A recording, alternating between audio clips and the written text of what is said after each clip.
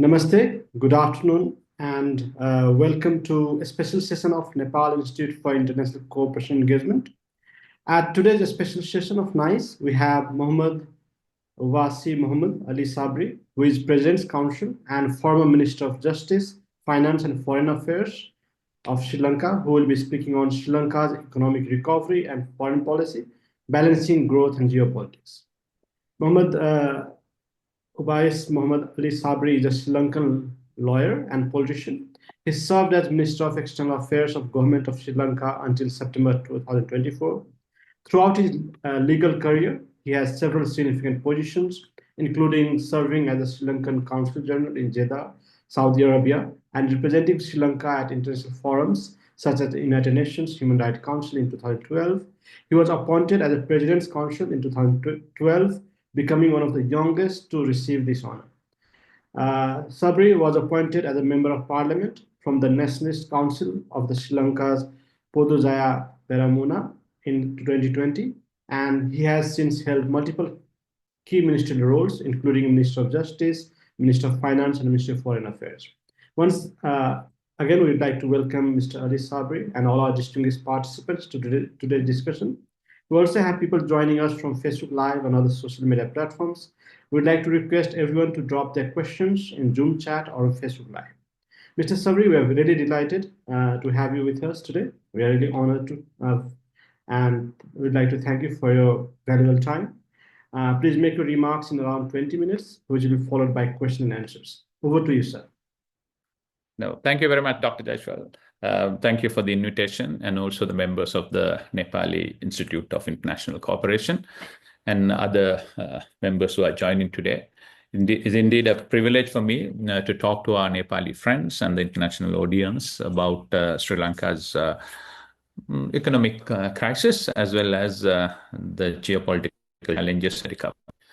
I think, as we all know, recovery means there was a crisis. So without talking about the crisis, we cannot speak about the recovery before I come to the geopolitics. So first of all, thank you very much, because these are common challenges developing countries like Sri Lanka, Nepal, and other countries are facing. So we can learn from each other and actually help each other to avert this kind of a situation arising in other parts of the world, and learn from each other's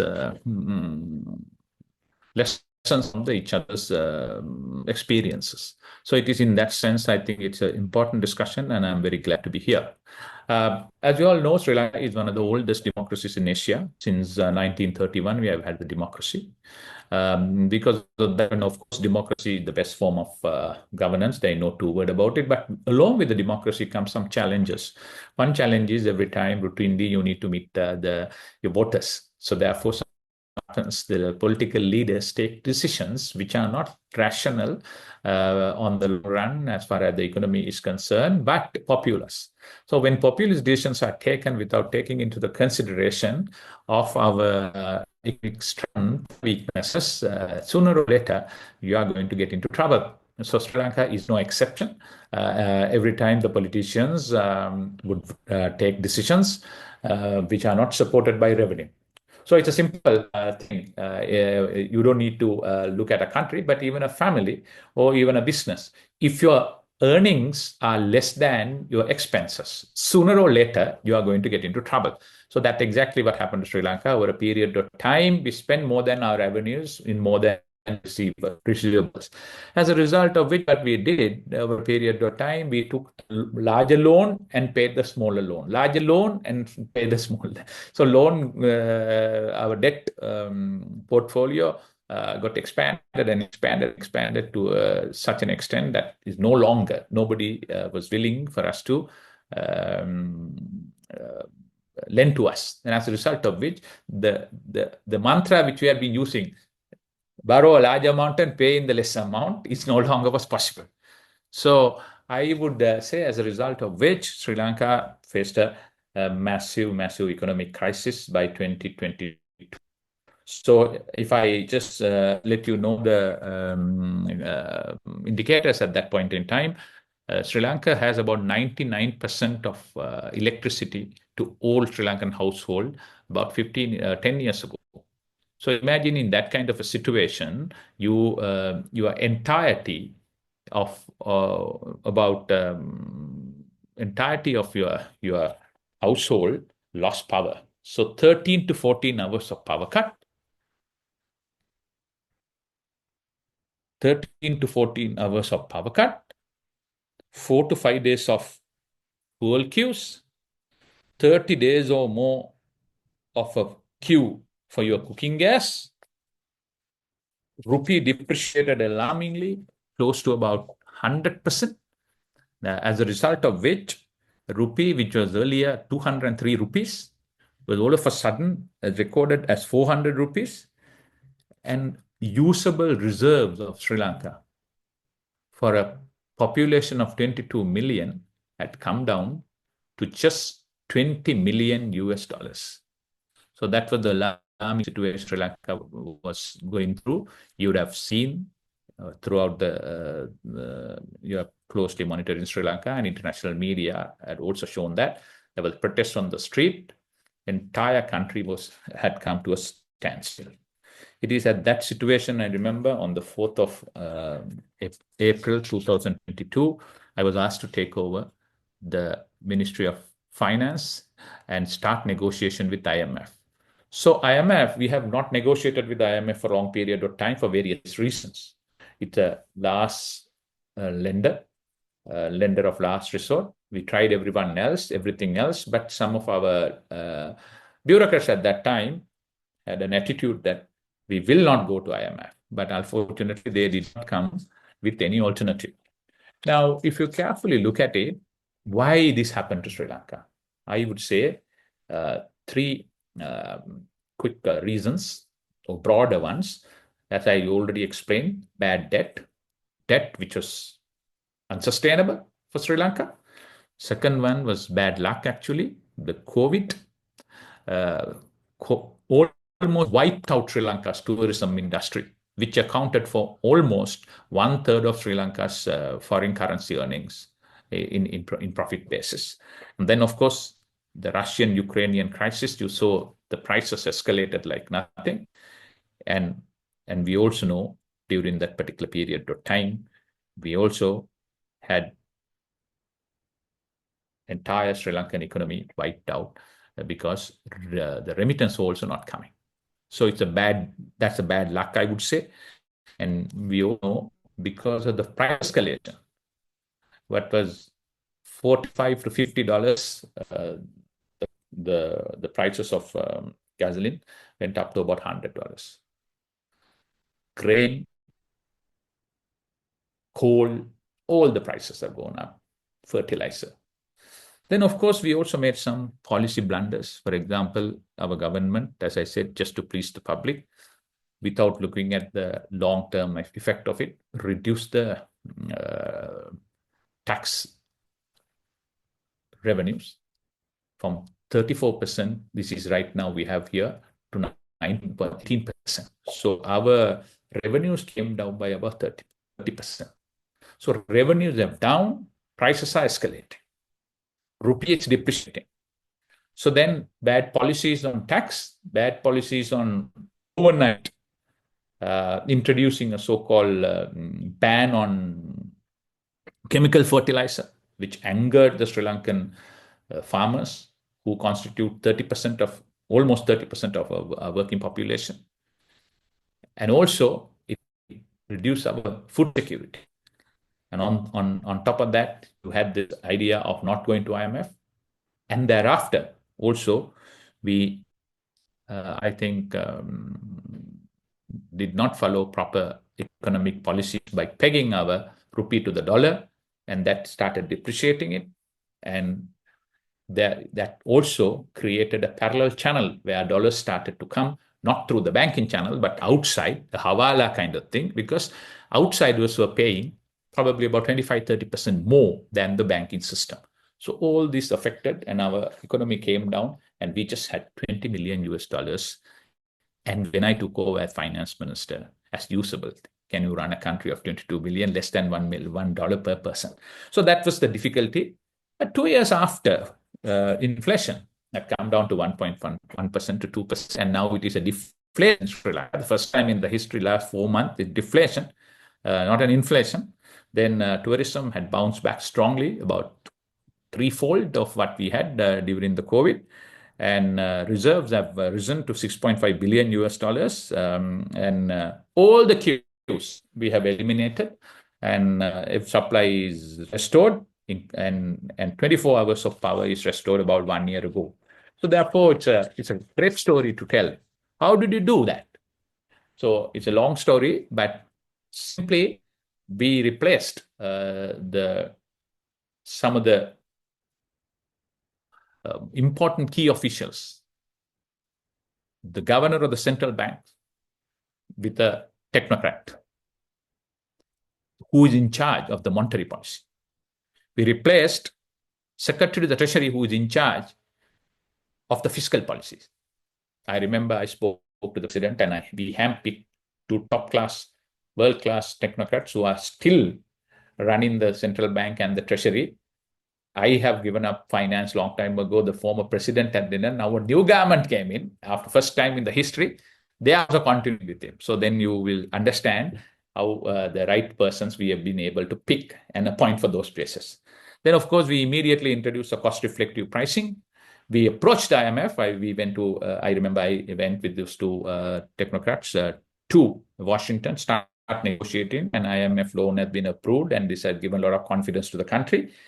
And then, of course, we decided to announce a moratorium on foreign loan, and that was restructured. We have very carefully restructured the debt. We got the support of the entire world, and we got best lawyers and the financial advisors, Lassard and Clifford Chance, to advise us. And we have finished the debt restructuring process, and as a result of which we have about 17 billion worth of saving. Otherwise, we would have been paid if we did not restructure the debt. And we also was innovative. Sri Lankan public took the brunt of it. We increased the revenue. We increased the revenue in line with our expectation, and revenues is about 3 times up from 2022 today. And we also use some of the innovations. For example, in order to get over the fuel queues, we introduced something called a QR code. Every vehicle was given a QR code for a week. This is the X amount of 20 liters, 20, 30 liters we could give to a vehicle. So within a week, we eliminated the fuel queue. So the peace and stability and public order was restored within a month or two of after the crisis. So I would say that it's a good story to say. So it would have been avoidable crisis to a certain extent, but we did not manage it properly. But it's a combination of bad luck, bad policies, and bad debt. So since then, economy had doing very well now. Our tourism is all-time best. Investors are coming. IMF is very happy. Sri Lanka is ranked one of the emerging markets in the region. And if you come to Sri Lanka, you will not find any trace of what we went through 2 years ago. And Sri Lanka is a brand new country, and people have, I think, in the hindsight, I am happy that it happened, because it would have happened anyway. But today we have learned it, and no one will dare to reduce the taxes in future. No one will dare to withdraw the cost-reflective pricing in Sri Lanka, because they know you will be taken for a ride, and somewhere down the line, you will again push Sri Lanka for bankruptcy. So some of those tough decisions would not have been possible if not for the economic crisis and what people understand. Today, we can relate to them, we can tell them, we can convince them. So I'm happy on that way. So how do we manage the geopolitics in this time? Particularly last 3 years was very, very important for us. We know, being small countries, and Nepal is also similar in this area, 3 major players are here: the Western countries, India, and China. So being small countries like Sri Lanka, mid-sized countries like Sri Lanka, islands like Sri Lanka, we cannot take sides. So we have been making very, very clear on that. We are open to work with everyone. We will continue our independent foreign policy. That doesn't mean that we will close our country. We are open to do business with everyone, but there are restrictions.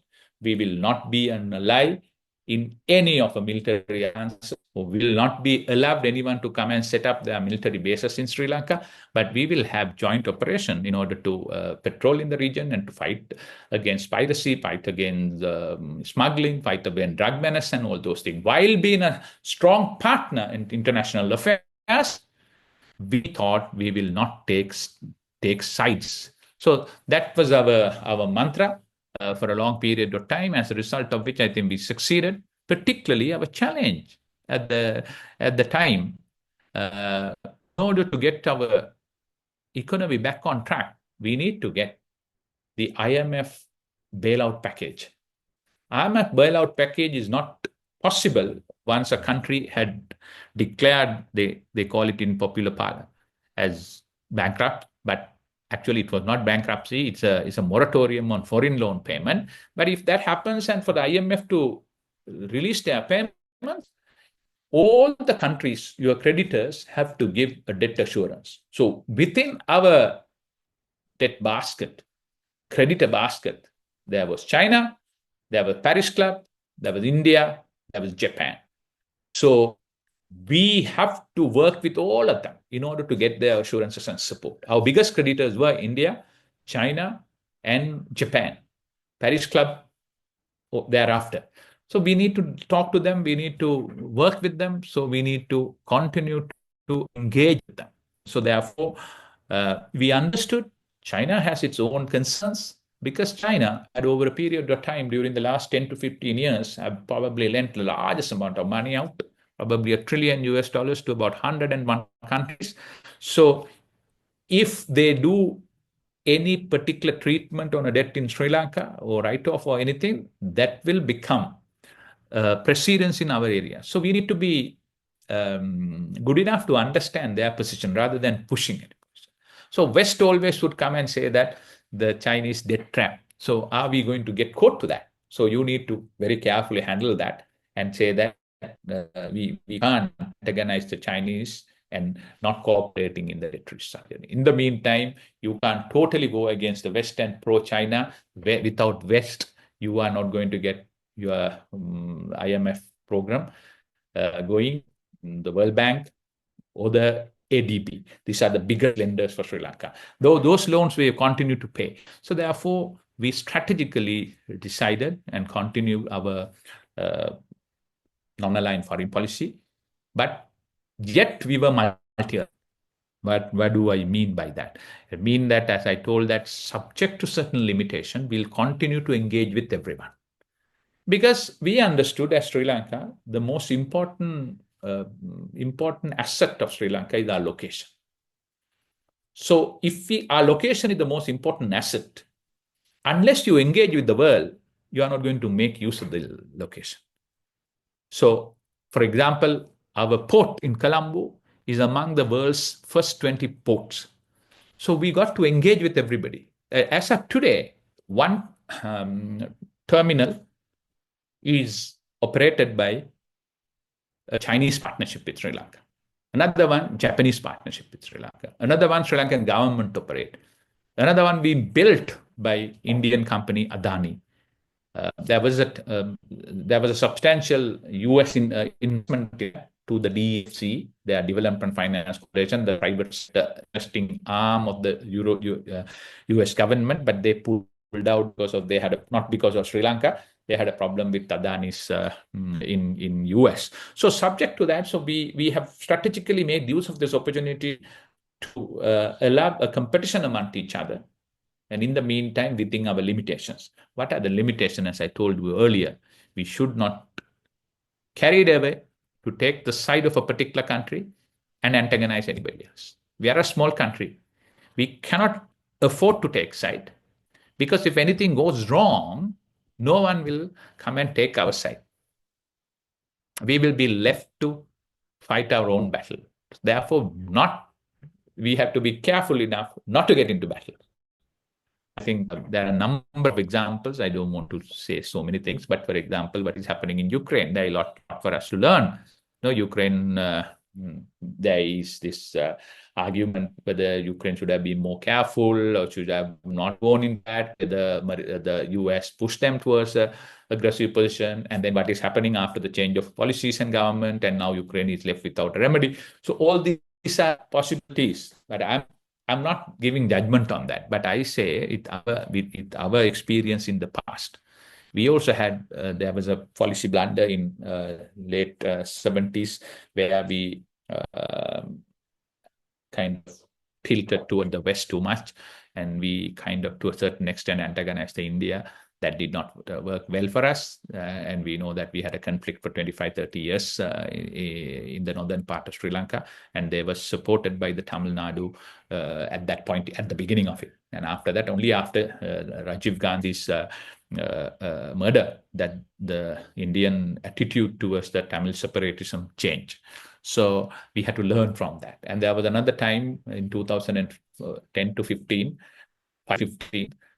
whatever one can say, the fastest growing economy in Sri Lankan history was growth pace was 2005 to 15 under President Mahinda Rajapaksa. It grew from GDP grew from 24 billion to 85 billion, more than 3 times, only on that particular time. Last 10 years, we have been coming up with one after the other reforms, but economy is at the same level. If you carefully look at it from 2015 to 2025, Sri Lanka's lost decade. We could have grown 3-4 times bigger to about 300-400 billion worth of economy, but we are still stuck somewhere close to 100 billion economy. That means we have not grown at all. So that one of the reasons was in 2015, probably Mahinda Rajapaksa's government tilted a little more towards Chinese, and then again that had an impact on our relationship with the Western world and the Indian world. So the lessons for us is never ever again tilt towards anyone, work with everyone, and ensure your neighbor, India's security is not threatened, because we need full, satisfied neighbors, particularly if we are a larger neighbor. And therefore, it's important that we work with everyone. Because Western countries are our biggest market, so you need to continue to export.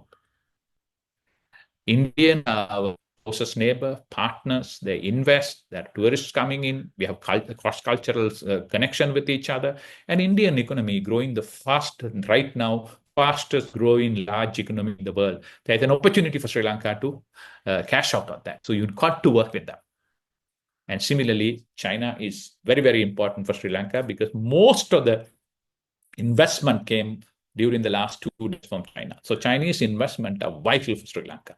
And they are one of the very close friends, particularly in multilateral fora. Sometimes Western countries can use human rights association and human rights to drive their agenda as a bargaining tool. So you need your security and your friends to stand for you. So China had always been helping Sri Lanka together with the former Soviet Union and thereafter Russia. So as a result of which, Sri Lanka will continue to work, and that's how policy was in that time. And I'm sure that same policy will continue. The current foreign minister also had articulated that. A non-aligned foreign policy, non-intrusive foreign policy, a friendship to all foreign policy, enmity to none foreign policy, but multi-aligned foreign policy where you work with everyone. So that's all I want to make as my preliminary remarks on the subject that you have been given to me, Doctor. And I'm happy to take any other questions. Thank you. Thank you, Mr. Sabry, for your comprehensive and insightful remarks. You have touched upon many important aspects of Sri Lanka's economy and foreign policy, and we have learned a lot. We have received lots of questions, so let me try to club them together and share with you. We have received lots of questions on how is Sri Lanka managing its strategic location in the Indian Ocean amidst growing competition between global powers, and lots of questions on China and India, China and US, which I'll raise further later. But maybe how would you like to position Sri Lanka in this geopolitical landscape, sir? Yes, I think, as I told earlier, one important thing is when you are discussing a foreign policy or mapping your foreign policy, you need to understand, you must do a SWOT analysis, your strength, your weaknesses, your opportunities, and the threats. So you do that, and thereafter you understand where you stand. So we have to understand what are our strengths, what are our weaknesses, where do you stand, what sort of a country we are. So we need to have a measurement of our thumb. We can't do things which a bigger players are doing. So basically, in line with that, probably Sri Lanka is closely following and studying during my term, Singapore and ASEAN countries and ASEAN foreign policy. So they are very carefully crafted that. They work with everyone. They don't antagonize anyone. Chinese go and invest there. They have set up their factories there. There is a strong supply chain, and then they import and export to the Western countries. So that's an important part of it. But they don't have India so close to them. But for us, Indian, I would say the most important relationship in our foreign policy, the Indian relationship. How do you manage that? How do you coordinate with them? So therefore, import, and then how the perception matters. Give them assurances that Sri Lankan soil will not be used against any security threat, to pose any security threat to Indians. That's a very, very important thing. Then we also need to understand it evolves, so basically, right now, as I told earlier, Indian economy is the fastest growing big economy in the world. With that comes a massive opportunity for the countries in the region. So you tag along with them, there is a lot of opportunity for you. Open up your economy, have connectivity, get investment from there. There is a lot of opportunity for you. So right now, we are doing exactly the same. One good example is how we manage our port, for example. Colombo Port, there is one terminal is managed by and invested by the Japanese and the Sri Lankans, and another one is the Sri Lankan government, another partner is Indians are building, another one is Japanese are doing. So we would like also to have now Westerners and particularly the European Union, also Middle East, so that you keep it open for them. So that I think that probably the strategy. Strategy is not to take side. Strategy is to work with everyone. Strategy is to continue the line that doesn't need to close everything. You don't take sides. You don't become an ally. You don't allow your territory to be used against each other. You don't become a pawn in your political battle. So once you are clear on that, you work everybody. Business, investment, tender. It's not easy. Every day you will be pressure. Geopolitics is such a way, big players would push you to take sides. And your ability not to take sides. So you need to work with everyone. So that's probably the strategy. And that's what we have, during our term, that's what we did. So you just mentioned that smaller states like Sri Lanka and Nepal should not take sides, balance its relations with important powers. We are in a similar situation where both Sri Lanka and Nepal has a certain stand on BRI. Sri Lanka could not accept the declined MCC project, but Nepal passed it with lots of struggle. So how is Sri Lanka balancing its relations with major powers like China and BRI, India and BIMSTEC, and United States in its foreign policy, especially the MCC and others? Yeah, I think that's a very important question. Basically, it's through multi-alignment and say that. And being Sri Lanka, I think we can always take up the position. Sri Lanka is a democracy. We have a strong civil society. We also have a very strong independent judiciary. So if you take sides, we can't go before the public and justify that. And for example, there was one big tender which was awarded to a particular company in one of the major country, but it was challenged in the Supreme Court, and Supreme Court granted leave. So we can always use that and say that we have to be transparent. We can't take sides. We got to work with everyone. And you have to skillfully navigate that process. And we must give opportunities for all. And we must have a level playing field for all. And you must not allow your country, your territory, your waters to be used by anyone which could pose a threat to any other country, particularly to your neighbor, particularly for us, India, and for Nepal, also India, because they are your neighbors. So let me go to SARC and BIMSTEC. There are lots of questions on SARC and many on BIMSTEC. Like, what role does Sri Lanka play in regional organizations like SARC and BIMSTEC in shaping its foreign policy? I think Unfortunately, SARC there is a standstill in SARC. We have tried our level best because two big players are at a loggerheads, Pakistan and India, as a result of which we have not been able to achieve what could have been achieved otherwise.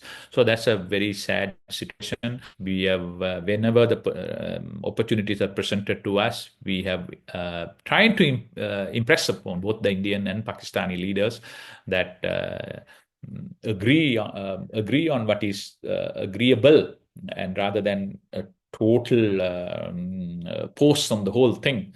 And we have said that how other countries, it is the regions which develop together, whether it is European Union, whether it is the North American, the South Asian country, the Southeast Asian countries like ASEAN, whether it is Greater China and the region, whether it is Middle East. It is the regions which develop together. So we told that it's a great opportunity, India to take that lead, then the whole region to come up, just like what the Gulf countries, how the ASEAN countries have come up. So we hope somewhere down the line, SARC will again become an active player, and particularly the SAFTA, open up the economy, trade with each other.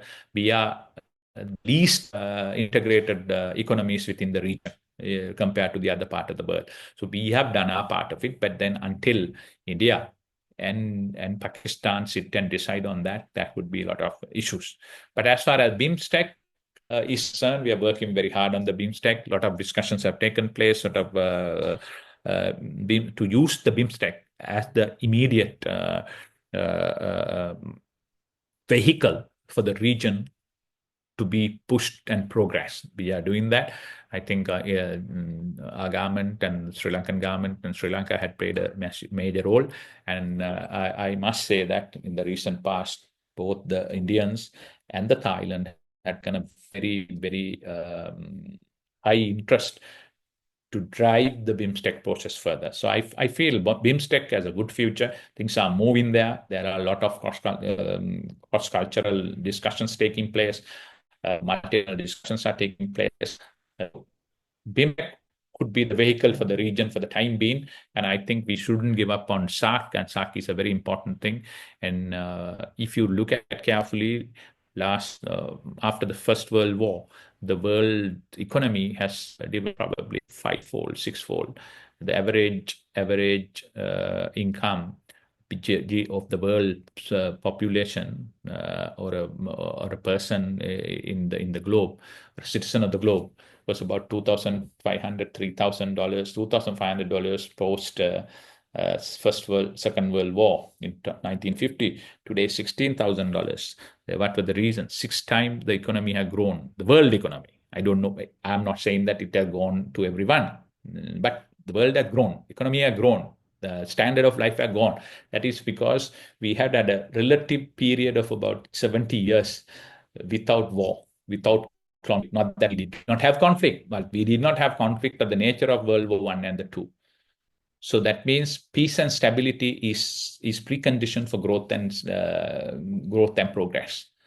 So you put that into your region, put that into your country.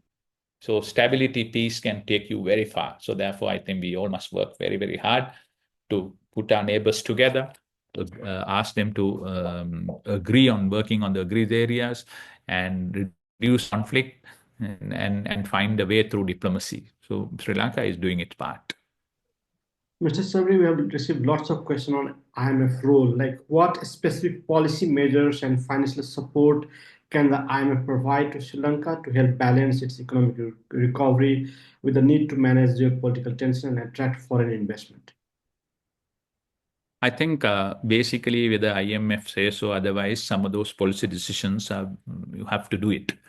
Unfortunately, when you do that, you become unpopular. But the choice is whether you become popular and country go down the path, drain, or you get voted out, but you put the country back on track. I think my president and our cabinet decided, irrespective of what's going to be the outcome of the elections, we will put the country first and do the right thing. IMF is, when IMF comes, they're like one of the best doctors or the world's best doctor to treat a ailing or bankrupt economy, we like it or not. So there are parameters we'll work with them. So it's not that we go and tell somebody saying that we are doing well and nobody is going to believe us. But when the IMF seal comes in, it's not the money that IMF is giving to you. When IMF is involved in a program and IMF clears program after program after program, the world, the picture that the economy is back on track and Sri Lanka is serious. So, for example, few things that they wanted us to do had really worked up. Basically, they say that they set the parameters. They say that your debt cannot be beyond 95% of your GDP over a period of time. Work out on that and reduce on that. We work on that. We show progress. World take notice. And investors started to come. We had 119%. We have brought it down to 100%. Probably next year it will be 95%. And they will also say, look, your revenue must go up. Unless your revenue go up, you can't maintain this the economy. So therefore, we have to increase the taxes, and that's the right thing to do. As a result of which, what the rupee, Sri Lankan rupee, which was trading at 371 rupees in some places because lack of rupee without revenue, had come down to 300 rupees and stabilized in that area. So Sri Lanka is one of the few countries, an appreciation of about 25% of our currency against the US dollars during the last 2 years after a bankruptcy. Then they wanted us to go through and they prepared, along with our technical support, our financial and legal advisors, something called a debt sustainability analysis. That means how we can now why we defaulted, because our debt are not sustainable. We have taken debt, but you don't have the income to pay back. So we need to reclaim that. In order to do that, we need to come out with a program. So they sat with us and worked with us and told us, in order to do that, you have to increase your revenue, come down on your expenditure, and accordingly, they came out with a map. In order to help that, we had a debt restructuring program. We had 3 kinds of debts. The debts were local debts. The second one was actually 4 kinds of debt. Broadly categorizing local debt, which is we sell the treasury bills to the Sri Lankans and they're invested in rupee Sri Lankans and the outsiders. The foreign loans, there were 3 kinds. We are taken from the foreign countries, 17 countries were there. They're called bilateral. We also taken from multilaterals like the IMF, ADB, AIB, and the World Bank. So that we never restructured. We continue to service that. You have to do that. Third one, we got on the bondholders. So apart from the multilateral, we restructured all these things. So as a result of which, we reduced our exposure by about 17 billion. So that through haircuts, through cut on the coupon, that is interest rates and all those things. IMF came out with that proposal, and we also appointed Lazard, the world's best financial consultants, as our advisors. I was there when I appointed them when I was the finance minister, and thereafter we appointed Clifford Chance to advise on legal portion of it. So we got world-class advice, got world-class Sri Lankans to help us and assist us and advise us, and as a result of which, today we can see the results. So economy had picked up, rupee has stabilized, our inflation is a deflation during the last 3 months. This is unheard in Sri Lanka. So we managed to fight back and bring that back, and queues had been eliminated. There is a good country today for the brand new government to run compared to what we got. So therefore, I think because tourism is back on track, we get about 4-5 billion US dollars annually from that. Remittance are back on track. Rupee has stabilized, so people are sending their money through the banking channels. And IMF had insisted of introducing cost-reflective pricing that had really helped. Otherwise, what we are happening is we were just subsidizing from the public money the car owners, the Sri Lankan Airlines. Can't do that. So we have said, so now the methodology is government will not fund, treasury will not fund. If the petroleum corporation, you come up with a formula, it has to be based on cost. The pricing should be based on cost reflection. CEB is doing the same thing, that is on electricity board. We have to provide electricity, and all the other institutions have done well.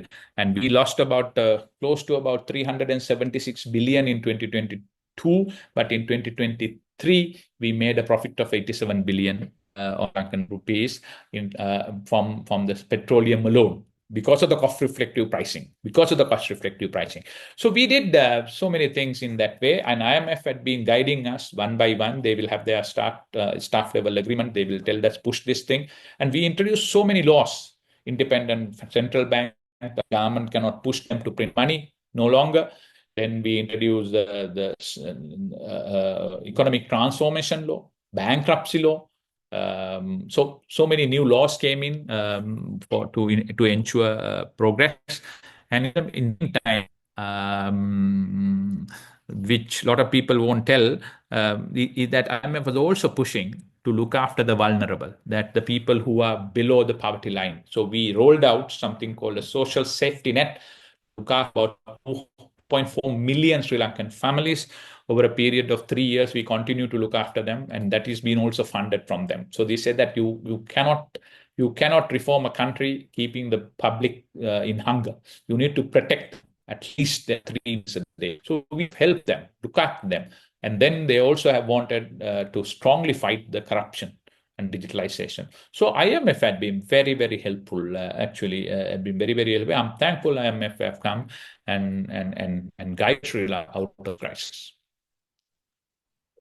Mr. Sabry, we have received lots of questions on Hambantota issue. Like the Hambantota port has often been cited as a key example of China's death trap diplomacy, with Sri Lanka leasing it to China for 99 years due to financial difficulties.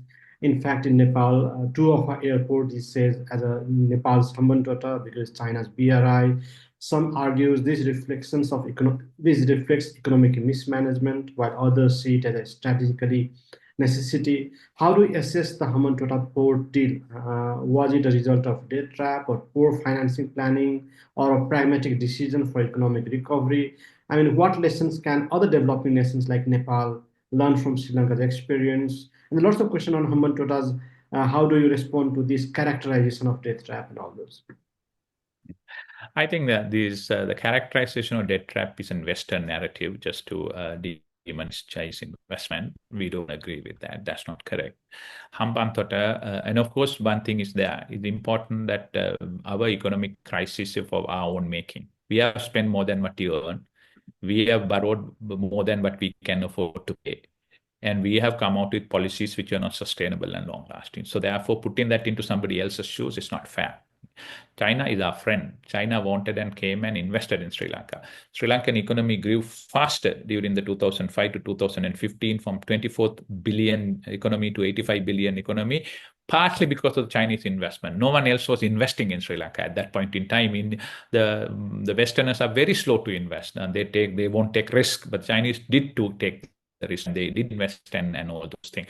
But of course, the lessons are this very important, that merely because somebody giving you loan, don't take it. Important that whatever the loan you take, you must prioritize your the requirement. You must prioritize what you want. You must prioritize what you actually want. Number one. Number two is, when you take a loan, you must have a way to repay. That means you only put those loans not for your day-to-day activities and pay the salaries, only for a project which will generate income. Through that, you can pay the loan. So that's what we can learn from the Chinese investment in Sri Lanka. I think we have learned, for example, Colombo Port City is now being built by the Chinese. It's not a loan, it's their investment. So basically what we are now looking at it, let the investors come in, take on a project and invest. And BOT is possible, for them to investment is possible. So you need to be smart enough to not go for crude loans, but go for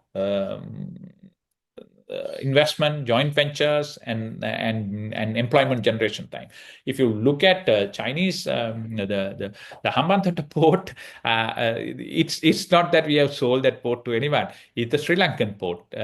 Still, if a particular, that is why whenever a Chinese vessel comes in, they have to take the permission from Sri Lanka. If it's the airport, you don't need to take anybody's permission. The commercial operation of that port had been leased to the Chinese company for 99 years. And that is almost similar to Colombo also. Colombo, the three of the containers is, of course, they are joint ventures. The Chinese company doing one terminal, the Japanese are doing one, and Indians are doing another one. So Chinese is also the Hambantota is also not different, but that's an ambitious project at that point in time. Probably President Mahinda Rajapaksa wanted to do it in his area. His area is southern part of it. He want to propel development in his area.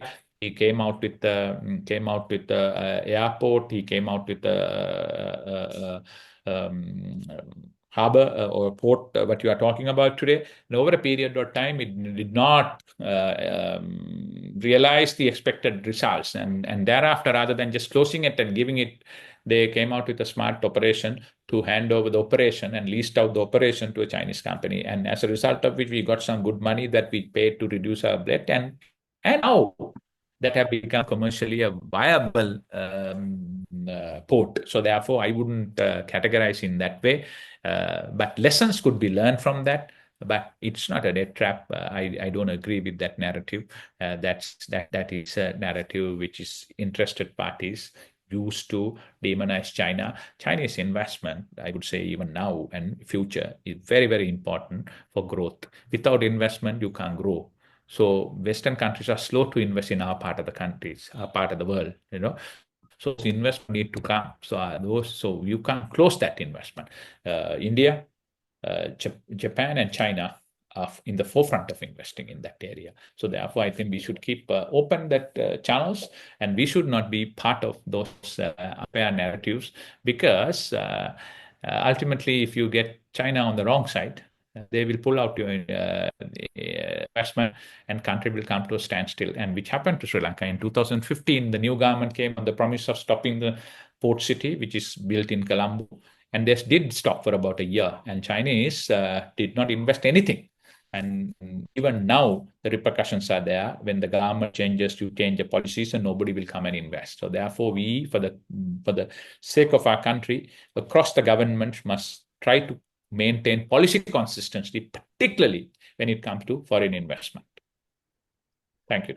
Thank you, sir. Let me come to Nepal-Sri Lanka relations. How can Nepal and Sri Lanka enhance bilateral cooperation through the development of Buddhist circuit or Ramayana circuit, maybe by promoting tourism and cultural exchange between the two countries?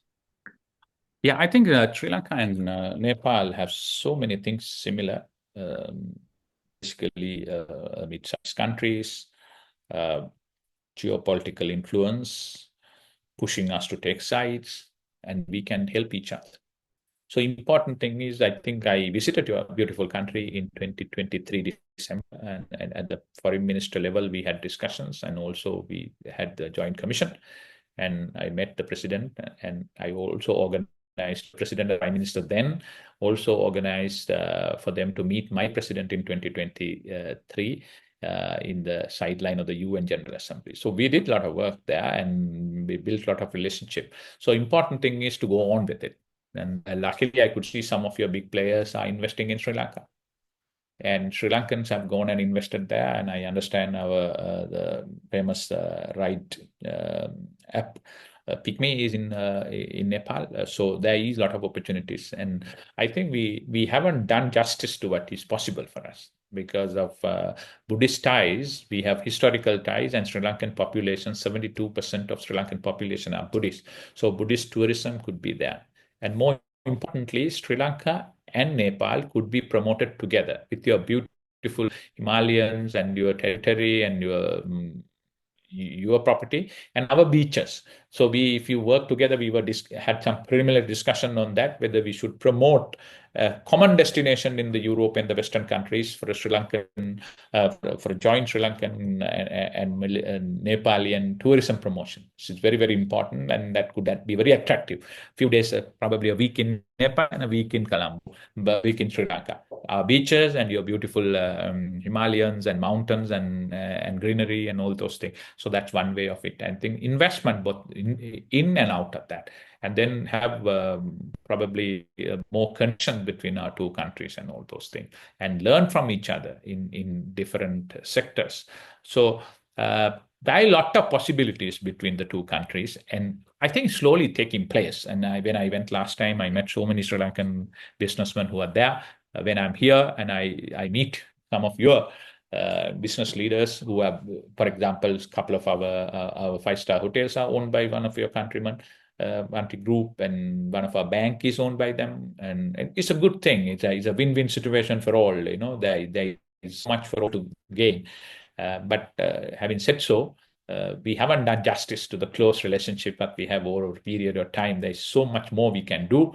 I think we should vigorously pursue a good partnership between our two countries, because we are mid-sized countries, we are neutral countries, we don't take sides, we don't want to take sides, and there's so much of similarity between us, and we can be peacemakers in the region.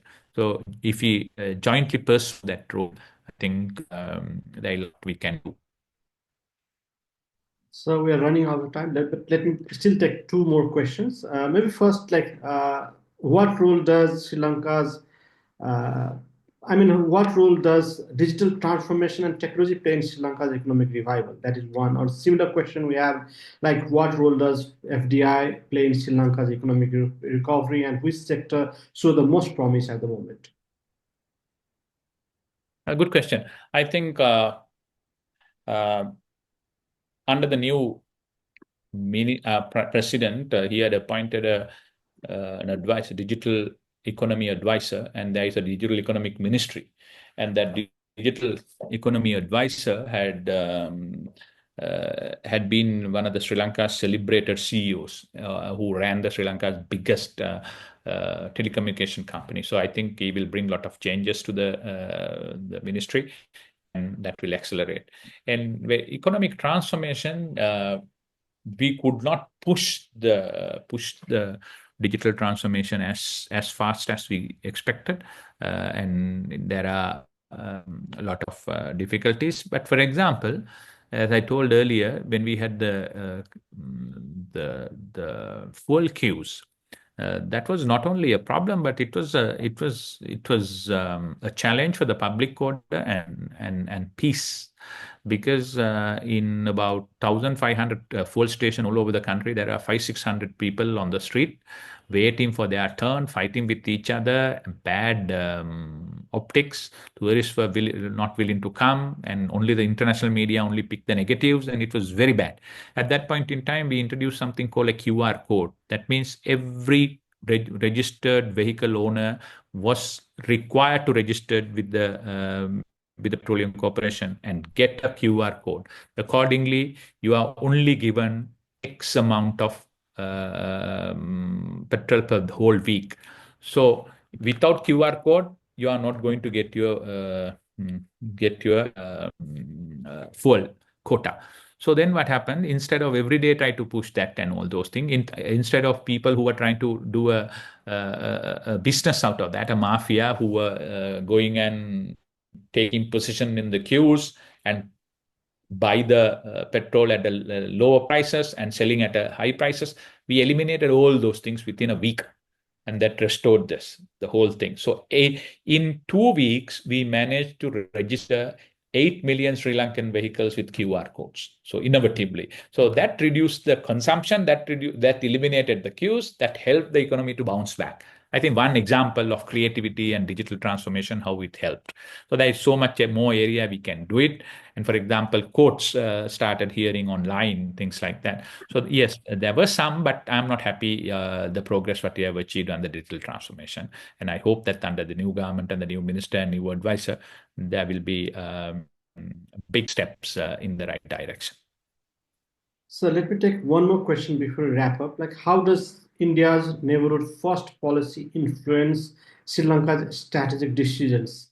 India is important for Sri Lanka, but how important is Sri Lanka for India?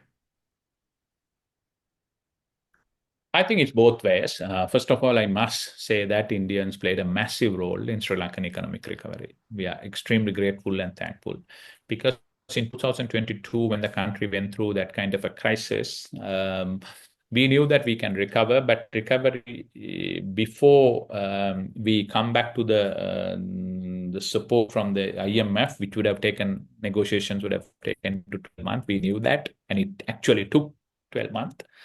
The problem was bridge financing. In between, how are we going to tell our public to shut and wait? They are not going to. Imagine if our banks, if the people had a run on the banks, if the bank collapsed. Imagine we did not pay our public servants like in Lebanon if they got into the street. So the important thing is how do you bridge in this 10 months to get and normalcy back on track until we get the benefits of the IMF program. At that point in time, so many countries came in, but no one came like India. India gave us credit facilities worth up about 3.9 billion US dollars when the country was in the brink of anarchy and after announcing a debt moratorium on foreign things. So there was no guarantee that you will get that money back, but they did help us. That was life we were required. So I think Sri Lankans cannot ever forget what India did during that period of time. And their neighborhood first came in strongly, and they also supported us vehemently in the IMF and negotiations and support and all those things. I remember when I went to Washington for discussion in 2022, April, Mrs. Sitaraman was Indian finance minister. She, on behalf of Sri Lanka, made a lot of representation to the IMF, and of course, they have a big clout compared to Sri Lanka. So all those things help. So good relationship with India was vital for our recovery. And similarly, India, I think Sri Lanka is also an important player for India. Important thing is everybody wants good neighbors in the region. Sri Lanka has excellent relationship with the entire world. We have with the Chinese, with the West, with the Middle Eastern countries, and if you look at in the Asia, South Asian countries, Pakistan is a good friend of ours, Bangladesh is a friend of ours, Nepal is a good friend of ours, Maldives is a good friend of ours. So Sri Lanka though it's a small country, we have a big presence in multilateral agencies and all the places, and we could be a gateway to the investment for everybody, for Indians to come and invest and all those things. And there's so much of opportunity in Sri Lanka so that Indians can make money, and also Sri Lanka also can similarly could be make profit out of the opportunities which are making available to us. So I think it's a partnership. I think no one should be prisoners of the past. Any relationship will have ups and downs. So if you just tie yourself to some negative experience in the past and say that you can't trust these people ever, and that kind of nonsense will never be able to progress. So you cannot be prisoners of the past. Good example is how the European Union, I mean, First and the Second World War, we did not fight that. No one fought it. The Europeans themselves fight and got the entire world entangled into it. Germans fought the French, and Italian went and supported the Germans, and the UK and came and so it is the Europeans who got divided into two segments and started fighting with each other and entangled the whole world. But after the Second World War, they realized the futility of war, and they come on the Schuman plan, French foreign minister's plan, and started, and that led to the European Union. Today, the whole country is benefiting out of it, and we all want to be there. So therefore, it's important that we understand that we cannot be prisoners of the past. Let the things go. Learn from the past mistake. Give a fresh start. And today, world is so much difference.